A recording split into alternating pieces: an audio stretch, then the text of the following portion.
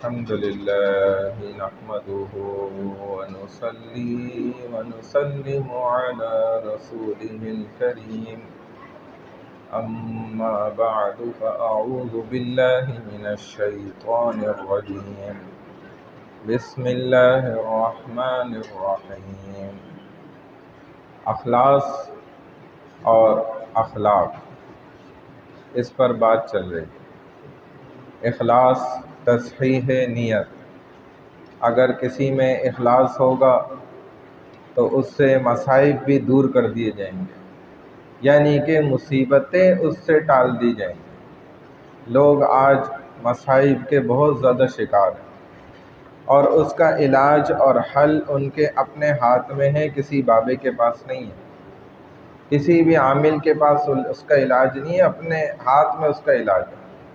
اپنے اندر اخلاص پیدا کیا جائے۔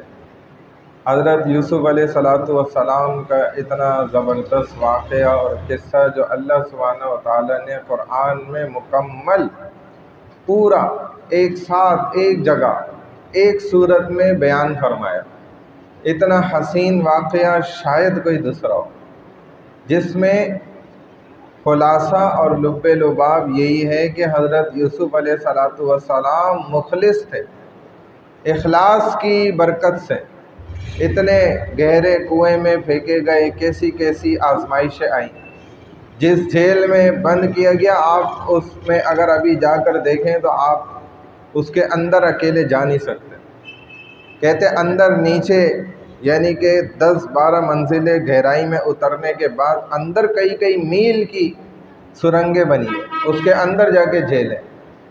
ایسی جیل میں بند ہو کر اور اخلاص کیونکہ اندر موجود تھا، اللہ نے وہاں سے بھی جان چھڑائی اور پھر بادشاہت بھی الگ عطا فرمائی، کرسی پہ بٹھا دیا اللہ نے لا کے۔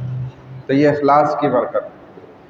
اور بنی اسرائیل کے آپ واقعات سنتے رہتے ہیں، بڑے واقعات مشہور ہیں۔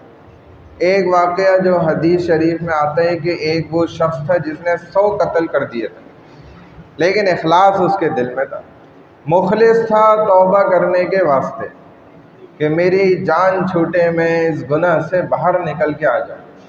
جب کسی عالم سے ٹکرا گیا، اس نے سمجھا دیا، تو اب علماء کی جو علاقہ تھا نا، بستی تھی، اس طرف چل دیا اور راستے میں ہی موت آ گئی۔ چونکہ اخلاص تھا، اللہ نے اس کے سارے گناہ معاف فرما دیے اور جنت والا فرشتہ اس کو لے کر چلا گیا۔ یہ کیوں ہوا؟ اتنے قتل کرنے کے بعد، جبکہ ہم تو یہی سمجھتے ہیں اور ہمارے ذہنوں میں یہی ہوتا ہے، واقعی قتل تو بہت بڑا گناہ ہے، یہ تو بات اپنی جگہ ہے، لیکن اخلاص بھی بہت بڑی چیز ہے، اس سے بھی بڑی چیز ہے۔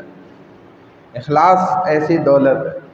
تو اس کے اندر اخلاص تھا، وہ واقعی توبہ کرنا چاہتا تھا، وہ ہماری طرح والی توبہ نہیں کرنا چاہتا تھا کہ یا اللہ ابھی تو معاف کر دیں، اور دل میں یہی ہے کہ پھر میں نے وہی کرنا ہے۔ یہ توبہ نہیں ہے۔ تو اخلاص کے ساتھ یہ انسان کو خود پتہ ہوتا ہے کہ میں کس درجے کی توبہ کر رہا ہوں اور کیا نیت میرے اندر موجود ہے۔ تو نیت کے مقابلے پر دنیا میں شاید کوئی دوسری چیز موجود ہو کہ اے رسول اللہ صلی اللہ علیہ وسلم فرما رہے ہیں کہ عمل سے بڑھ کر نیت ہے، لہذا نیت پر زیادہ زور دیا جائے۔ عمل کو بھی ٹھیک کرے، نماز صحیح کرے، روزہ ٹھیک کرے، ذکر کیسے کیا جاتا ہے اس پہ بھی محنت کرے، لیکن یہ سب سے زیادہ محنت اس نے کس پر کرنی ہے؟ اپنی نیت پر، جو نظر نہیں آ رہی، پیچھے چھپی ہوئی ہے۔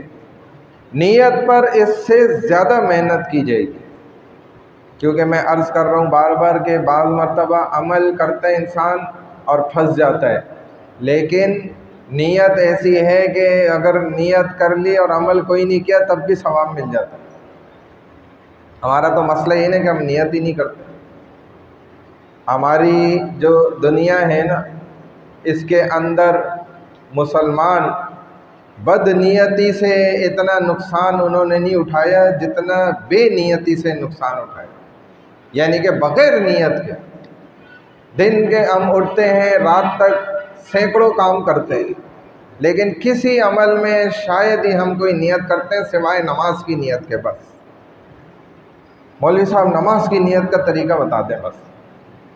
ہم سے جب بھی لوگ سوال کرتے ہیں بس یہ کبھی نہیں پوچھتے کہ حضرت صبح اٹھا جائے تو کیا نیت کری جائے، صبح ناشتہ کروں تو کیا نیت کروں، صبح لباس بدلوں تو کیا نیت کروں، رات کو لباس بدلوں تو کیا نیت کروں، گھر سے نکلوں تو کیا نیت کروں، کاروبار کے لیے، معاش کسب حلال کے لیے نکلوں تو کیا نیت کروں، گھر والوں سے ملوں تو کیا نیت کروں. کوئی مسئلہ یہ نہیں پوچھتا. الحمدللہ یہ کوئی نہیں پوچھتا، میں سچ بتا رہا ہوں آپ کو. پوچھتے ہیں صرف حضرت یہ بتائیں نماز کی نیت کیسے کی جاتی ہے.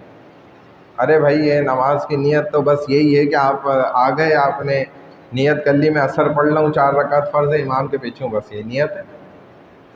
ہاں اس میں جو اور کام کرنے کے ہیں نا وہ کیے جائیں کہ آپ عصر کے لیے آئے، 2-4 منٹ تھے، آپ 2 رکعت نفل پہ کھڑے ہو گئے، آپ نے صلاۃ التسبیح کی نیت کر لی، صلاۃ التوبہ کی نیت کر لی، صلاۃ الحاجت کی نیت کر لی، تحیۃ المسجد کی نیت کر لی، تحیۃ الوضو کی نیت کر لی. یہ 5 نیتیں آپ نے کر لی 2 رکعت نفل میں، آپ کو 10 رکعت کا ثواب مل گیا. یہ نیت سیکھیں. کپڑا پہنا 40 نیتیں ہیں، 40 نیتیں کر لی، آپ کو ایک عمل صرف کتنا سا کپڑا پہننے پہ 40 نیکیاں کما لی. دنیا میں کوئی ایسا روپیہ چھوڑتا ہے جہاں سے زیادہ نفع مل رہا ہو.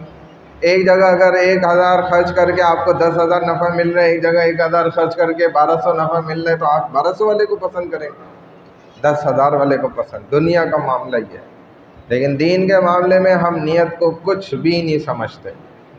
یہ ہماری بہت بڑی کمی اور کوتاہی ہے، اور یہ بہت بڑی غلطی ہے. اللہ ہمیں اس کو سدھارنے اور ٹھیک کرنے کی توفیق عطا فرمائے.